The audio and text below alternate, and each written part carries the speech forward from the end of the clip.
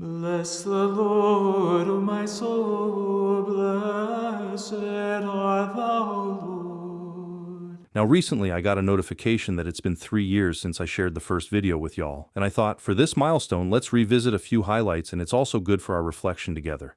And for those of you who have been here since the very beginning, you know I shared a lot of clips of Father Lampert back then. So let's start with this very humble priest. I know many of you have also learned a lot from him. Because she's always sensed that there was something there, and she's not the only one. I've my other kids, my brother-in-laws, when they've stayed, they've said that they've seen a little boy in here before, and I actually had somebody come over and kind of bless the house. Now I was wondering, like you said, and Elijah were talking about blessing her bed or room. I got some rosaries hanging in there from when I went to my retreat.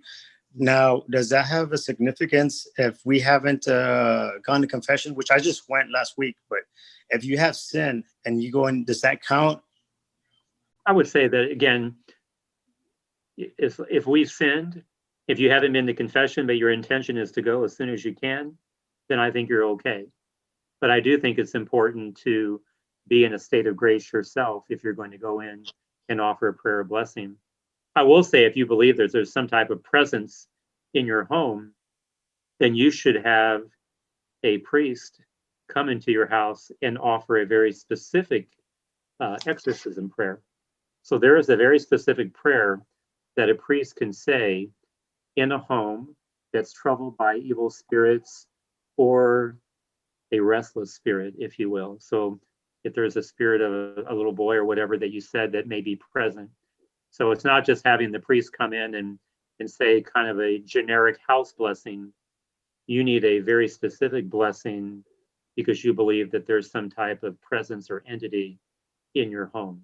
And ultimately, whether it's the demonic entity or the restless spirit, it doesn't need to be there. All these years were like my son, one time he came home and he asked my mother-in-law lives here, but that he wanted to come and play, that he had a friend that I guess, and she was like, oh, no, she locked the door. She's like, nope.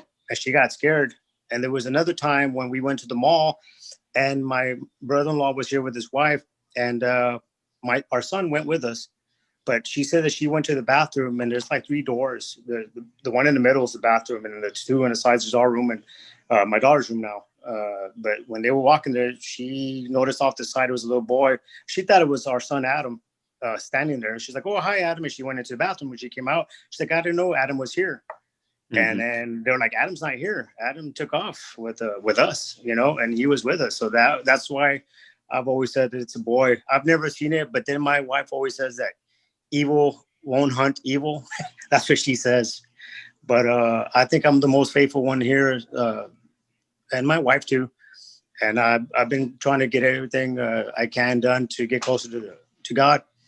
And so I've never noticed anything at any time of the night, day, but everybody else has. So is that something that I should be worried about, or like me, since I've never seen that? Well, the fact that you haven't seen it, again, if you're strong in your faith, that's probably why you haven't seen it. If they're not as strong, it could be then whatever that entity is. And again, it could be some type of demonic entity that's trying to cultivate some type of relationship with family members. That's why I would ask a priest to come in and to offer an exorcism prayer in the home. And again, there are specific prayers that can be prayed. And if the priest doesn't know what prayer to say, I send that prayer out to all kinds of priests all over the country. So I'm happy to do that. But it's not just a house blessing from the Book of Blessings. It really is a very specific prayer it has to do. And sometimes people, if they're experiencing something in their home, they may do some investigation and try to figure out, is there any type of history in the home? There was a house I went to bless one time in the city of Indianapolis, and actually the whole neighborhood told me that they could see a father and a mother and 3 children, and the kids they knew the names of the children and all of that. It was a new subdivision. And when we did some research, we found out that on that site 100 years ago was an old farmhouse where the family had been murdered. And the people didn't know the history, but they actually knew the names of these entities. it was the family members that were killed in the house. So before even knowing the history, they could tell you the names of the people who died. And then after offering this very specific prayer, there was no longer any presence of these spirits, if you will. And by the way, the good Father also has something to say to all those ghost hunters and paranormal investigators out there who do and say things like this. I'm going to call it. Whatever's here, you're not allowed to follow me. I'm going to leave. Our conversation is done. Thank you for talking to me. So I watched a show one time, and at the end, the ghost hunter's like, well, whatever we encounter here, you better stay here because I'm going home now and I don't want you to follow me. But the notion, again, it isn't that it lives there. It's manifesting there as a way to make an attachment with those people that are present, with the end result being that these demons want to destroy people's lives by having them begin to unravel with all kinds of problems. Another thing I've covered over and over again is the spirit boards. And did you know, according to Father Rehill, how the toy maker got its name in the first place? They asked the board. Ouija boards. You might think it's a game. The devil doesn't play games. He's in it for all the high stakes, your soul. If you have played with a Ouija board, you must go to confession. And I would say if you have one, what you must do is pour holy water over it, and then I would burn it. At the very least, throw it out. Or bring it to your priest and tell him you don't want it anymore, and he can take care of it. And of course, Father Joseph Iannuzzi, a priest I've learned so much from. He's given me tons of solid spiritual direction, and I'm really thankful that he's willing to take time out of his busy schedule to answer so many of our questions every month or every other month. The thing that an adversary's army fears the most, is to see a soul that faces the most dangerous battles with courage and fortitude and fears nothing. Know that the demons fear nothing more than a courageous soul, who, clinging to me with its being and with a strong spirit, faces them not to be wounded, but with a firm resolution of disarming them and exterminating them. The demons are frightened, terrified, and would rather flee than face a courageous soul. So there's your answer. Fear not, Jesus says, it is I. And St. Teresa of Avila said, without God we can do nothing, but with God we can do anything. So that is the key in order for us to oppose the opposing forces to God's divine will in these end times that are all around us. Should fear not, have no anxiety, but with a firm resolution, an upright intention, a steadfast daily prayer life, the frequent receptions of confession and communion, I encourage you to remember always in your daily prayers your shepherds, beginning with the Roman Pontiff, including the patriarchs. And this is why Our Lady asks us, pray for your shepherds. They need your prayers now more than ever. Why? Because before you, the laity, we, the shepherds, are targeted by Satan. He knows that if he takes out the leaders, the laity are helpless. You have no spiritual support of the sacraments, no spiritual support of teaching of the magisterium. We, the shepherds, hold the keys of knowledge of which Jesus spoke, and we are to invite you in, not keep you out. You must forge ahead with courage, with stout-heartedness, without fear, because you have the backing of Christ and his church, the magisterium. And I always took the opportunity to ask the priest about our guardian angels whenever I can. And this one time, I asked Father Iannuzzi this question. The question is, why does it feel as though we do not receive any help or guidance from our angels? But the key word here is feel. When your angels are by your side, do not expect sensible feeling, but faith experience. Remember, angels are not physical beings, they're pure spirits. So you may not be able to experience them on the sensorial level with your smell, taste, touch, hearing, sight. Sometimes you may not even have an affection impressed upon you by them. But once you engage your faith, the faith experience becomes manifest. So it all depends on what you're looking for in terms of a confirmation from your angel. If it's a sensorial experience, feeling, don't wait for that. But if it's a faith experience, it will always be there. Paul says faith is not by seeing, but by believing in the things that are unseen. And Jesus told Thomas, blessed are those who do not see, but believe. When you receive the Eucharist, I ask these people, what do you feel? When you receive the sacrament of confession, what do you feel? Do you feel anything? Some people don't. Do they believe that Jesus is entering them? Of course they do. Just because they don't feel confession doesn't mean that's not happening. These are eternal, spiritual, invisible realities, guardian angels, the sacraments, intercession of the saints, and the Blessed Mother, and so forth. Our guardian angels are there 24/7. The thing I would recommend for these individuals to come to this faith experience is reading a book about the guardian angels, true stories. By reading that, your faith experience grows in them. Read Padre Pio and his experience with his guardian angels. He had more than one. And we're all given different angels according to our mission number. Some have one, some have more. But the point is they are there 24/7. They do not sleep while we do.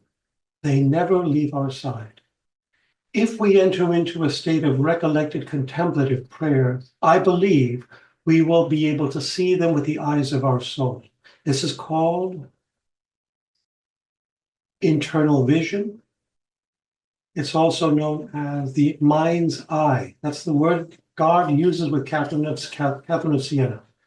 He tells her, use your mind's eye and envision me within you. This is the way the servant of God, Luisa Picaretta, envisioned the child Jesus in the womb of Mary, through her imagination coupled with faith in her mind's eye. So if a person wants to have this confirmation of their guardian angel, enter into a state of contemplative recollected prayer and allow God to form within you the image of your guardian angel within your soul, and you'll see him there. This is also known as a substantial locution. A locution is a word, or words that are spoken, but sometimes they also bring images with them. They could be successive locutions, formal locutions, or substantial locutions. The first two are ordinary gifts. The last, the substantial, is an extraordinary gift. But yeah, through prayer, through recollection, through faith, we can experience them. And then how our guardian angels react or feel when we sin. It's a good question. We find the answer to this in the writings that are endorsed or approved by the Church with its official seals of approval, namely the Imprimatur and the Nihil Obstat, from the saints, the writings of the saints that are approved by the Church. And we find that the angels weep when we do something sinful. We're all given a guardian angel. And this is a teaching of several saints, Saint Alphonse de Liguori and others, at conception. Now, some people may be given more.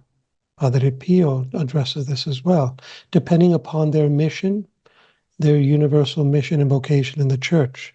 So naturally, the Blessed Virgin Mary had many angels accompanying everything she thought, said, and did, and bringing these divine acts that she performed that were sinless, that participated in God's one eternal act to the throne of God to increase the accidental glory of not only themselves, but the saints in heaven, and alleviate the souls in purgatory sufferings.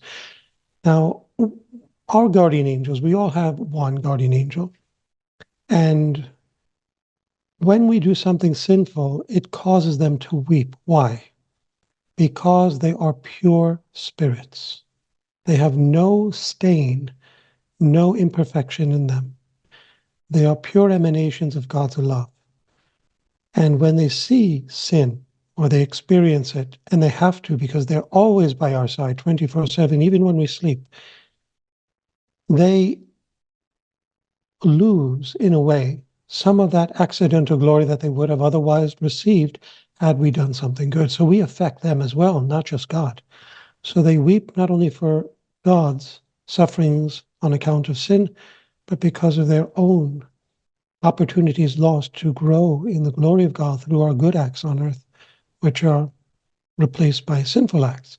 And you mentioned something about Satanists whenever they do rituals or something like that. What do their guardian angels do? Yeah, this is really a travesty, because Some of these souls may be lost for all eternity, and their guardian angels will carry that with them for all eternity. That is the loss of the soul to whom they were entrusted. But the guardian angels are not blamed by God if a soul should not follow the will of God or lose its own immortal soul to Satan, because they are commissioned to do exactly what God asks of them, and that is to light, to govern, to guide, to protect. And the letter to the Hebrews speaks of the angels and says that we don't serve them, they serve us. Now, why is that? It's because, and this has to do with why Lucifer rebelled against God in heaven, because Jesus, according to the teachings of Saint Polycarp, who was a disciple of Saint John the Evangelist, and the disciple of Polycarp was Saint Irenaeus, according to Polycarp, Saint John the Evangelist taught that God revealed to Lucifer before he became evil or rebelled against God, that the second person of the Trinity would assume a human and not an angelic nature. And Satan did not want to serve a rational being that was inferior to him intellectually, which we are. So he said, I will not serve this plan. And Lucifer did not enjoy the beatific vision. Had he passed that test and accepted God's plan, he would have been admitted to the beatific vision, because once you enjoy the beatific vision, you cannot sin. So you see, Lucifer still could have sinned, meaning he was not yet admitted to that beatific vision. And therefore, the letter to the Hebrews, when he states that we serve, I'm paraphrasing, we serve God and the angels serve us, it's because, in part, of what St. Paul says, that in the end we will judge angels. So even though the angels surpass us intellectually, rationally, because of the incarnation of Christ into human nature, we surpass them in nobility. And therefore our guardian angels will always carry that loss of a soul if it goes to hell through unrepentant satanic rituals. And but remember, even though it carries that loss, there's a certain joy in the fact that God's justice is impeccable. So if a soul is lost, it's not the fault of the angel, it's not the fault of God, it's the fault of that soul. And God's justice is glorified in heaven as much as his mercy. So they don't, let's say, they don't live in a state of sorrow in heaven, the guardian angels. They rejoice in the justice of God as well. And starting from the second half of last year, I've been sharing more and more real-life examples of things people are doing that are harming their souls. I'm not sharing these to glorify them or encourage anyone to follow them. Instead, they're a warning, a reminder, and a reflection of the reality that's taking place right now. Liam is a British-born director and cinematographer, shooting documentaries, features, and commercial projects around the world. And he did something very stupid. Okay, so A Cursed Man is a documentary film based on the idea of what would happen if you willingly allowed someone to put a curse on you. And that's exactly what I did. I traveled around the world trying to find authentic magical practitioners to see if they would put a curse on me. I think I go into it as a skeptic, to a degree, an open-minded skeptic, I would say. I think I've always been fascinated by this world. But I go into it with a skeptical point of view, and I think my viewpoint has changed quite a bit having done this. But I really didn't think if I went looking for a curse, something really terrible was going to happen to me. I didn't really believe other people have this power and ability to be able to do anything to me. So, I felt like I was probably pretty safe, and it would be a fascinating journey. I think as I went along, things changed and the story got a bit darker. And when the first person who put a curse on me was a chap called Sen Elias in New Orleans, and he's a hoodoo practitioner. And he puts, when I met him, he was just a wonderful, warm chap. We had a great conversation. We really talked about his practice. Going through that, then it was fascinating to me how his demeanor and his energy changed when he was working a dark magic curse.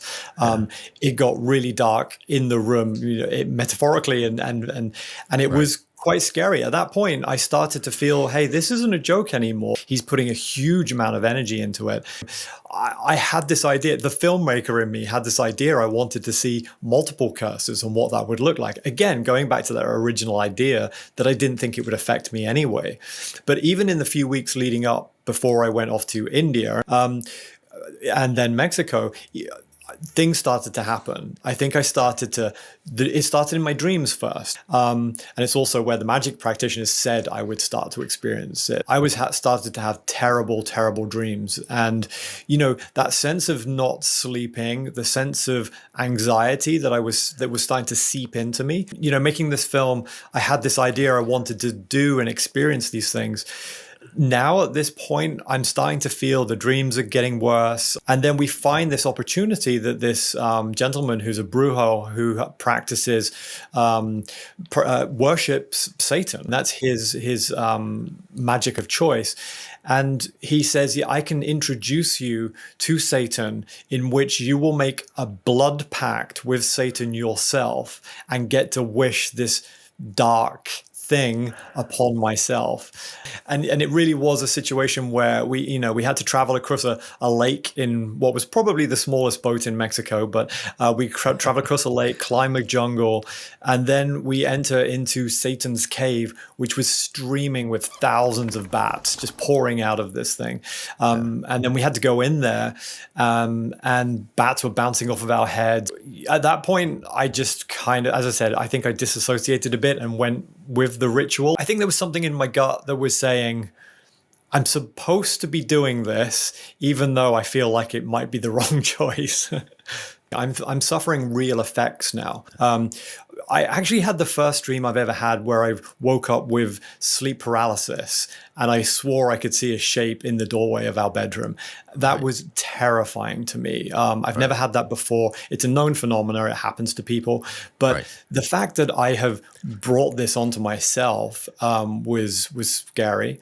And then I was having other issues as well. I started having terrible, terrible headaches, some of the worst headaches I've ever experienced, migraine-like but different, to a point where I had to go to the hospital and get x-rays to make sure in my bike accident I hadn't done something to my neck that I hadn't realized. Right. That wasn't the case, and they couldn't understand where the headaches were coming from. I will say my wife didn't want to be too involved in the film, but she is in it for a number of times because it's an important part of our life. But my wife is actually a mental health therapist, so that's handy to have. But so she didn't believe in the magical side or the spiritual side of this journey, and she didn't expect me to suffer anything at all from it either, like myself. But she then was mindful, and she was saying, hey, you're starting to express symptoms of someone who is suffering from psychological stress right now. And you need to you need to do something about that for yourself. People who come from a spiritual or magical practice, they would see it differently, and they would see something else. And I can't say that isn't true either. What I would say is whatever happened, I felt like I was under a curse, whatever that means, whether it's psychological or not. I felt that. And then I began to have physiological and psychological effects from that. So isn't that magic? I mean, we can call it psychology, but maybe psychology is a modern day term for what we would have called magic 200 years ago. So maybe there's a huge crossover on those two things. And then there's another element of maybe I felt like some of this was a little bit outside of just my brain. I didn't 100% feel like it was all just in my mind.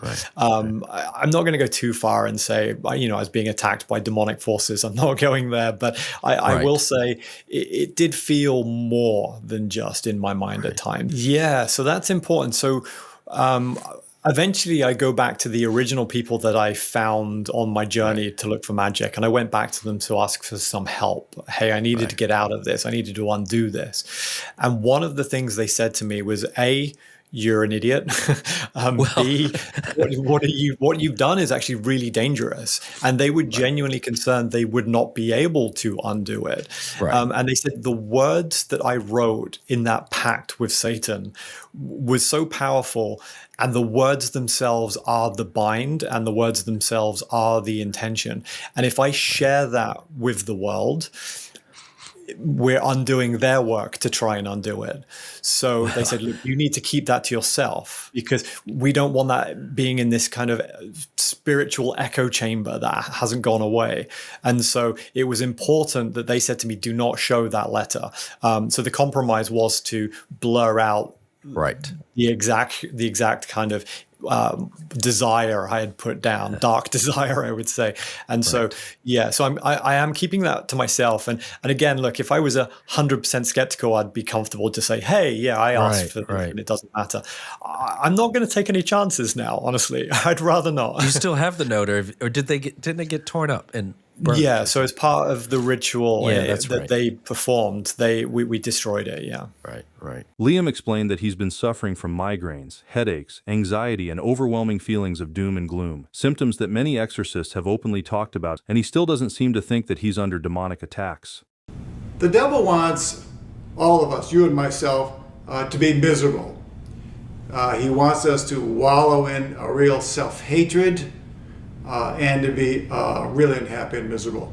For example, we had a woman who sadly was possessed, although she's fine now, but she was possessed, and whenever she experienced a moment of happiness or upbeat feeling of joy, the demons would move in and assault her, because they did not want her to be happy. Why? Fundamentally, it's because Satan himself is miserable. And underneath his narcissism is this enormous self-hatred.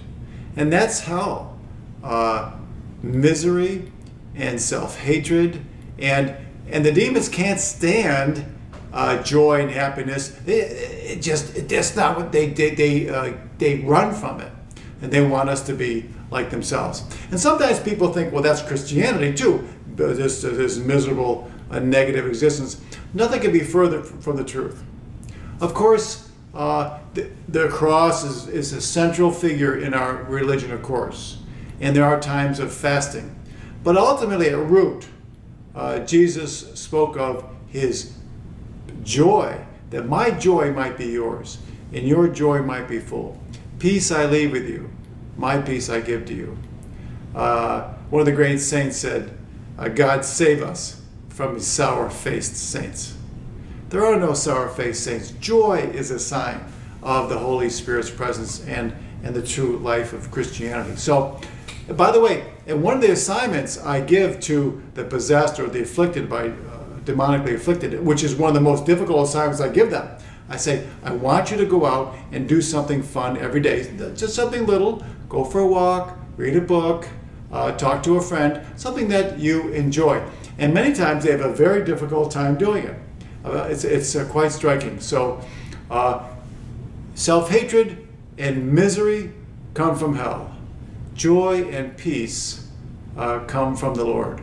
So your assignment today, I want you to, when you finish this, I want you to do something fun, something that's enjoyable, restful, relaxing, and then to give thanks to God. Lord, thank you for this time of rest and peace. Now, you might have a very busy life, so it could be just something small, but just a sign that something that you enjoy. And I also want to say this. One of the priests I really enjoyed talking to, even though he's not an exorcist, is Father Waltz. I love his energy, the way he shares his stories, and I love his advice. It was this guy, down in Guatemala.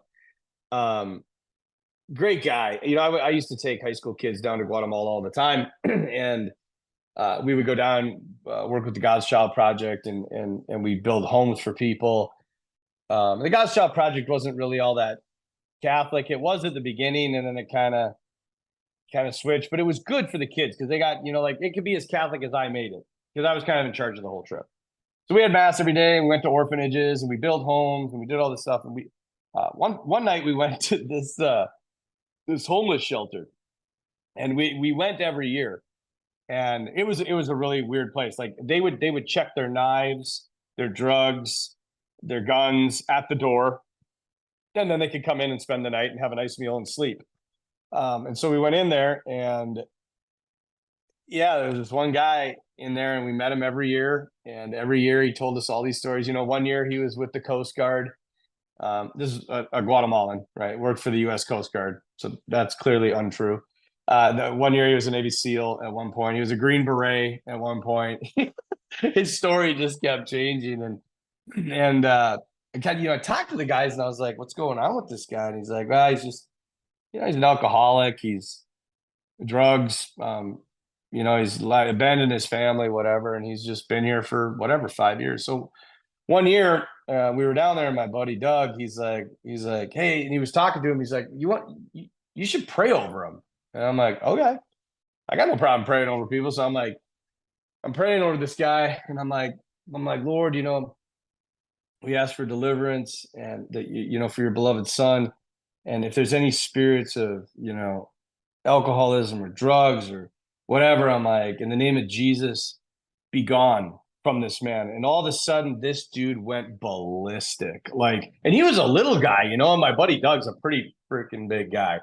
And he's like grabbing him, and he's like, this guy's coming at me like and this was the nicest, you know, little calm guy that always made jokes. And he just flipped, and he's like screaming, and Doug is in the middle, like he's holding him on this side, he's got me on this side, trying to hold us apart. And I'm looking at him, and Doug's like, "Finish the prayer," you know. Like, so I finished, and I keep praying over the guy, and I'm like, just, I don't know, in the name of Jesus, casting out whatever's in this dude. And all of a sudden, he just like, it just stops. He just like drops, and he's on the ground. He's like this ghostly pale white, and I mean, he looked dead. And I'm like, "Oh no, you know, like I killed him." But you know, he's laying on the ground, and then all of a sudden, he kind of like comes to, and you know, where he doesn't know where he is, and anyway, so that was kind of like the ordeal. Well, then the next year when we came back, he wasn't there. And I talked to the guys that were there, and I'm like, you know, "Hey, where is this guy?" And they're like, "Yeah, man." He's like, "After you guys prayed with him, like he cleaned up his life, went back to his family. So he's back with his family. He's free of alcohol, free of drugs. You know, it's been over a year." And so, yeah, he's just totally set free, you know? So I don't know, you know, it's power of Jesus' name in one aspect. But the other one was when it was here in the Bismarck Mandan area. And I was writing my homily one night, and this person came down the hallway, and they're like, "Hey, Father, just let you know if you hear anything, like we're going to be in this room, and we're going to be doing a deliverance. We're doing deliverance ministry." I'm like, "Oh, okay, whatever." So I'm like typing my homily, you know, working on it in my office, and all of a sudden, like, I hear the most like blood curdling screams and howls and voices, and I'm like, you know, I'm like typing. I'm like, at one point, I'm like, "Well, what? You can't write a homily while that's going on, you know?"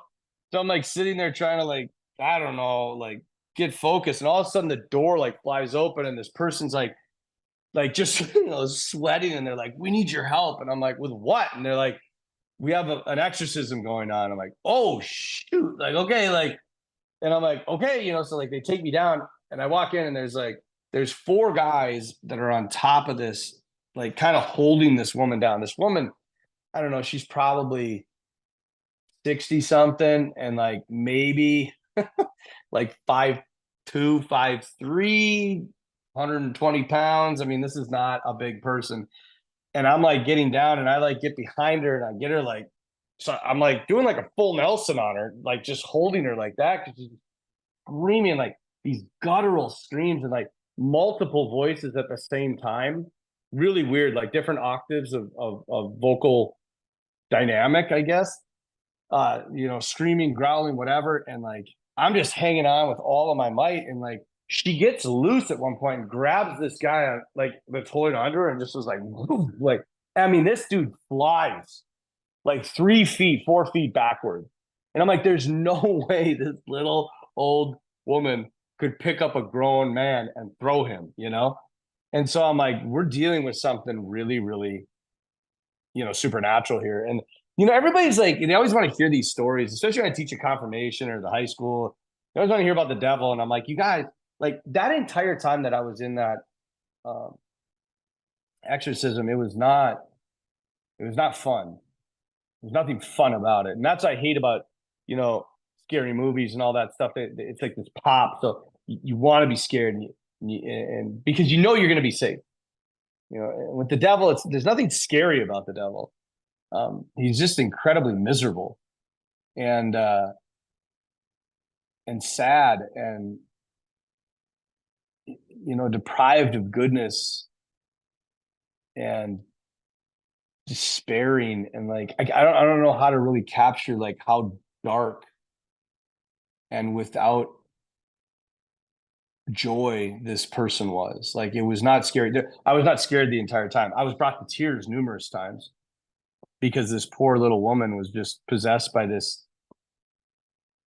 malicious thing that hated her and hated me and hated itself. Like, but yeah, anyway, so at one point, as the exorcist is praying the prayer, she like wrenches backwards. Like, I mean, this is like a contortion I've never seen. Like, it was like should have broke stuff and started coughing like uncontrollably. And like as she coughed, like the whole room smelled like alcohol.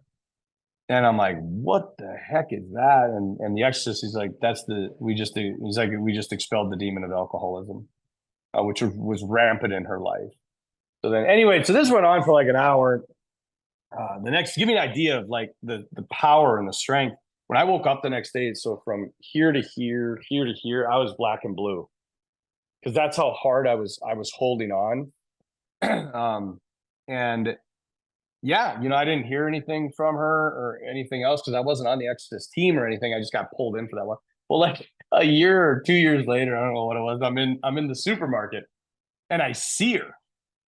So she's checking out and I'm checking out, and she like looks back and she looks at me and she kind of smiles, and I'm like, oh no, like reparation for beating the devil or whatever. But so like, and she's like, I'm like, and I look at her kind of, I must have got like wide-eyed, and she's like, Father. And I'm like, yeah. And she's like, I'm healed. And I'm like, no way, like it was just this really beautiful moment that she had been healed from. And yeah, it's real. It's really real. And I've had several experiences of it. And yeah, I we say that evil is a privation of good. What that means is it's a lacking of good. It takes a good thing, it's like a parasite, it latches onto it and it makes it less good. So the demonic, the devil himself, they're so deprived of goodness that they're almost nothing. If you ever read C.S. Lewis, The Great Divorce, there's this great point when they're in this huge area, and this massive, and the kingdom up in the mountains, and it's kind of like, depending on how you read it, it's like purgatory, is where they're at. And they're like, and they had come from this dark town, right, which is seemingly hell. And the man, the soul that's there, he's like, it's this super expansive town, right? It goes out forever. And then when they take this bus, and people probably don't know what the hell I'm talking about now, but if you read the book, you'll know it. He takes this bus and he gets up and it gets brighter and brighter. And then they're kind of in this place, but he talks to an angel at the end of this thing. And he's like, so if the mountains are the celestial city or the heavenly kingdom, he's like, where did we come from before we got here? And the angel points at a crack in the ground, like a little crack. And he's like, there. Because hell is almost so much, it's so much of like nothing. We don't realize how expansive heaven is, how expansive the joy of Christianity is, and how deprived evil is of goodness. And that's why people, as they get deeper and deeper and deeper into sin, they experience less and less and less joy, because they're approaching nothingness. And they also experience less and less meaning because they're approaching nothingness. That's why Paul says the wages of sin is death. I mean, he's talking about spiritual death for sure, but then it's going to be physical death once you lose a meaning to live, like, you don't want to live anymore. So, yeah. Another priest I've gotten to know over these 3 years is Father Winston, and one of my favorite clips from all the Zoom sessions with him is the time he stayed at a haunted hotel. One of my experiences was Father Sikia and I came from just a deliverance ministry to a community of religious sisters in the province. And on the way home, I stayed with our brothers in a convent in the province so that I will not need to travel back to Manila, because on the following day I will have an event, another appointment in the same house or institution. So I stayed in the school's mini hotel. So they have a mini hotel that's intended for the guests. I thought that there will be other guests there. It was only I found out it was only myself who is housed in that mini hotel. There was no one else. So when we arrived, everything was closed, but they were expecting me. The brothers were expecting me, but I cannot be accommodated in the convent because there are already other guest priests there. So I had to stay in the mini hotel, and I was the only one there. So I told our driver, the car driver, we will stay here. And the driver said, no, Father, I'm going back to Manila. Anyway, I'm going to pick you up the following day, late afternoon. So I still can go home. So, okay, I said, so bring down everything, my things, including the exorcism kit, because I already had an inkling that there's something that's not, you'll never know. You'll never know. I always have that kit with me wherever I go. So what is inside the kit? You said holy water, blessed salt, blessed oil, and a crucifix, my stole, priestly stole, and the prayer book. It's always there. I always carry that bag with me because you'll never know. So I went to the hotel room. I did not pick the corner rooms. I was in the middle room. And then I was there for the night to rest, took a shower, did my night prayers, blessed my room, and then went to sleep.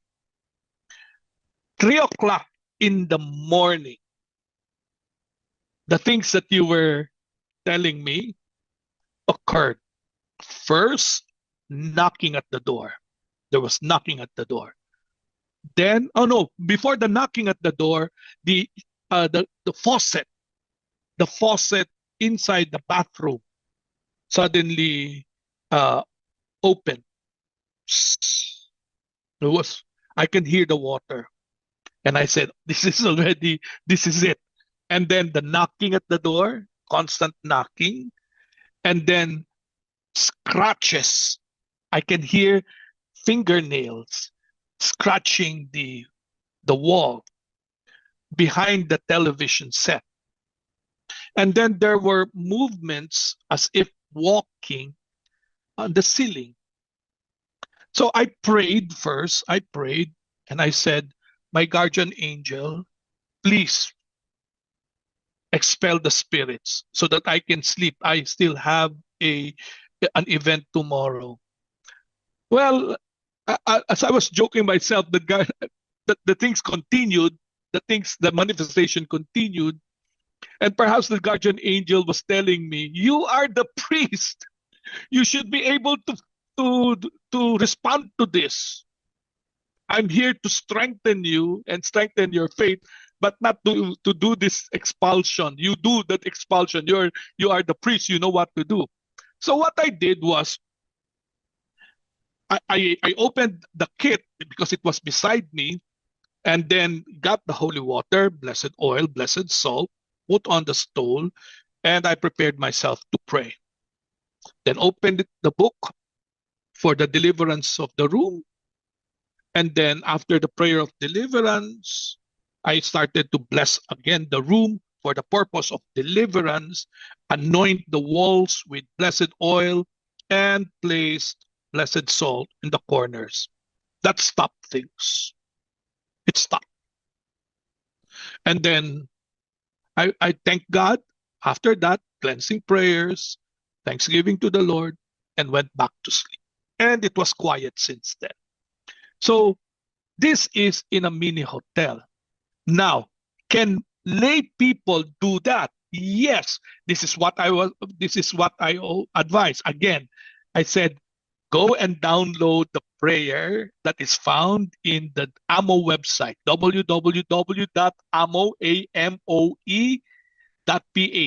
And you'll find there also deliverance and blessing of a room. So you can use that prayer to bless and do deliverance in your room. And wherever you go, unknown places, in a hotel, in a resort, or in a relative's place, and that you do not know their Christian life, or you know that they are not living a consecrated life to the Lord, then you can use those prayers. In fact, I have many friends and those that I knew who used that prayer and said, Father, since I used that prayer, I have I never had nightmares either in my room or in any room that I will sleep in for the night. I think that's very effective. Of course, again, it presumes that you live in grace.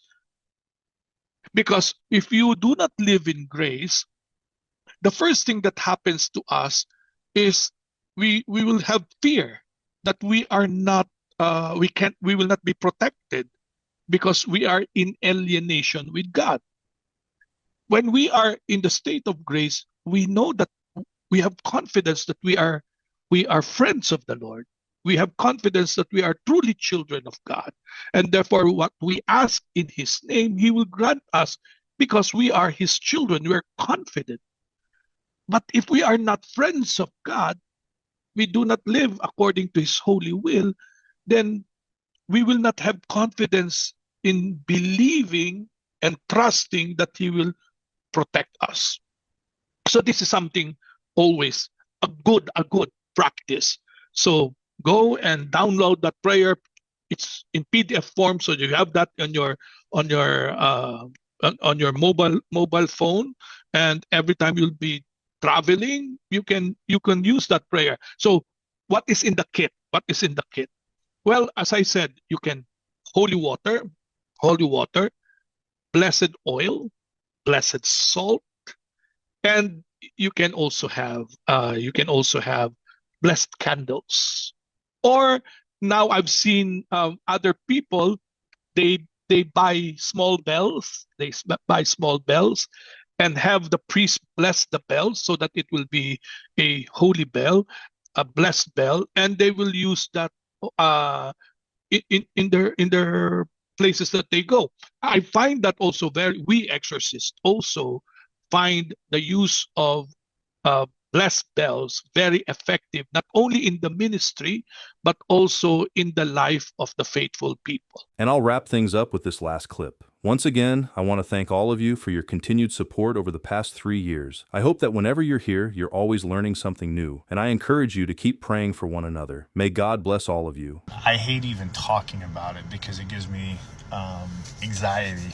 But anyhow, this story happened at like 4 o'clock in the morning, but this dude goes to the gas station in town and he says, hey, I need to use your phone. I need to call 911. It's an emergency. So the clerk's like, yeah, okay.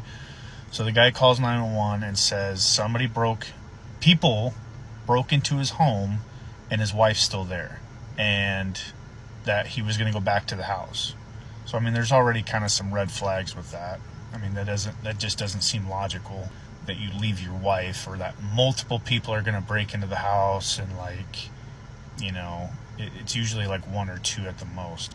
I respond. I was the first one on scene. I pull up and I see this little tiny house. It looks more like a hunting cabin, and I didn't know it, but the guy was sitting in his truck right in the driveway when I pulled up, and he hops out and he's got a gun, and he's an older man. I mean, he's in his 70s, and he is wigging the out. I can't even understand what he's saying. He's hysterical. I'm like, dude, just calm down. Calm down. I'm on your side. Like, hey, be cool. Like, you're not thinking clearly. Like, just look at me. Look at me. We're good.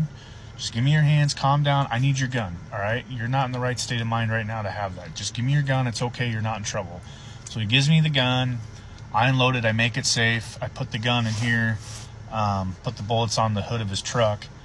And then at this time, another deputy shows up. We're kind of coming up with a game plan, but like we can see in the house. It's a little house. All the lights, or all the shades are from the windows, and all the lights are on. You can see in. There's no commotion. There's nobody walking around. Nothing looks out of the ordinary. The guy's like, okay, come in the house with me, please. And we're like, yeah. No, we'll go with you. And I'll never forget this. He says, I need to know before you go into the home, do you believe in God? And I'm like, yeah, of course I do. And then he says, good. Then that means you believe in the devil. And I went, what the f-? So we start walking towards the house. No signs of forced entry. He opens up the door and he says, pardon me for all the candles. I have to have every square inch in the floor with candles. Because that's the only way to keep it out. There was no candles on the floor. None. So we go in this house, and this guy's like tiptoeing, like, because he doesn't want to step on these candles, and there's no candles there. So I'm like, okay, this is super weird. And we start looking around, me and the other deputy, and like at every window and at the front door, there's a shotgun or a rifle. And I'm like, no. I'm like, dude, hey, respectfully, I know this is your home, but like, we need to make sure this is safe for us. So, you know, there's no commotion going on, and we're literally in the living room on the main floor, and I can see the kitchen and the dining room, and I can see a bathroom. It's so small, and then upstairs there's a loft. That's it. That's the whole house. So I don't think this is a break-in now. We're for sure 100% this is like a mental issue. So he's like, yeah, no, take the guns. So we take the guns, we unload them, make them safe, and I see 3 spent shotgun shells on the floor. And I said, were you shooting? And he's like, yeah, I was shooting at the demons outside. I'm like, dude, what the f-? In the middle of the night, I look up, and standing above, like by the loft, looking down, is his wife. And she's super old. She's like high 70s, early 80s. She's wearing this really long white gown looking thing. She's got long straggly hair. Now, you know, regardless, she's probably a sweet old lady. So I'm like, we need her on our side, because committals are a bitch. Like, you need to go voluntarily. If you don't go voluntarily, it's a pain in the ass. So I'm like, maybe she can talk some sense into him and get him to be like, yeah, you need to go to the hospital. So we already got the ambulance and route to come get this guy checked out. So I go up the stairs to talk to her. And I'm like, hey, ma'am, sorry to bug you. Your husband's kind of wigging out. And she's like, oh, I know. He's been like this the last few days. I don't know what to do with him. And I'm like, hey, I'm on your side. You help me. I'll help you. And she's like, yep. And then she's like, can I ask you, if I did something bad, will I go to jail? And I'm like, well, what'd you do? And she's like, it's really bad. You promised not to tell anybody. And I'm like, yeah, I promised. What happened?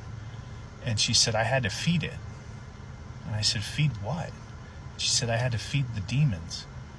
And I said, what the f-? Because he's crazy, and now she's crazy. That doesn't happen. And I said, well, what'd you do? And she said, I had to feed it babies. I was throwing babies off the balcony. And I'm like, what the f-? No! That she's been feeding babies to this demon or the devil to get him to go away. And she's like, I feel terrible about it. I just keep throwing the babies off the balcony onto the floor where the candles are. 2 people saying the exact same crazy shit. Like, I've done this hundreds of times. That's not how this works. So I go down and I tell the deputy what she said. I broke the promise, and he's like, okay, I'll go talk to her. And he goes up, and then he talks to her, and he comes down, and he's like, yeah, she's crazy too. And now this old man's wigging out. He's like dancing around, looking outside the window, freaking out. He's like, hey, get out of here. Go, get out of here. And he's like, aren't you guys going to do anything? He's like, shoot at him. And he's like trying to run outside. I'm like, no, don't go outside. And he's like, don't you see him? Don't you see him? And I'm like, I don't see anything. Tell me what you see. And he's like, do you see the devil and the demons dancing around the fire eating the babies? Go save the babies. Save the babies. And I'm like, dude, there's nothing there. I'm sorry, but like, you need to come back to reality. And he's like, now you just pissed him off. And I said, what are you talking about? And he's like, they're all looking at you now. They heard you, and they're pissed off, and they're all looking at you now. And I'm like, okay. And he's like, oh shit, they're coming at us. They're running towards us. And I'm like, well, shut the shades. Like, stop. And I'm like, blah, blah, blah. And I'm like, all right, just look at me. This can't be real. The ambulance shows up. I'm like, get this guy some happy juice. I'm like, praise Jesus, hallelujah. And I'm like, dude, you have to understand the shit you're saying does not make sense. It's not rationalizing. It cannot be real. And then finally he's like, you're right. It can't be real. I have to be hallucinating. And he's like, take me. I want to feel safe anyway. So give me some juice. Take me to the hospital. That's the only way I'm going to be sleep and feel safe. So the ambulance did that. We found out the old lady just, she'd been in the nursing home for like the last year. She'd just been out a couple weeks, that maybe he fed her head full of shit and she started to believe it too. So they took her, I'm assuming, and helped her out. And me and the other deputy were like, let's get the out of here. So I went home. I told my baby mama, I'm like, look, shit's going down. You need to like douse this place in holy water. I don't know what I brought home, and I'm sorry for the mud I just tracked through the house, but that's not important right now. So then I sat in the hot tub and I had chicken nuggets and then a shot of whiskey and then took some Benadryl because that was the only way I was sleeping that night.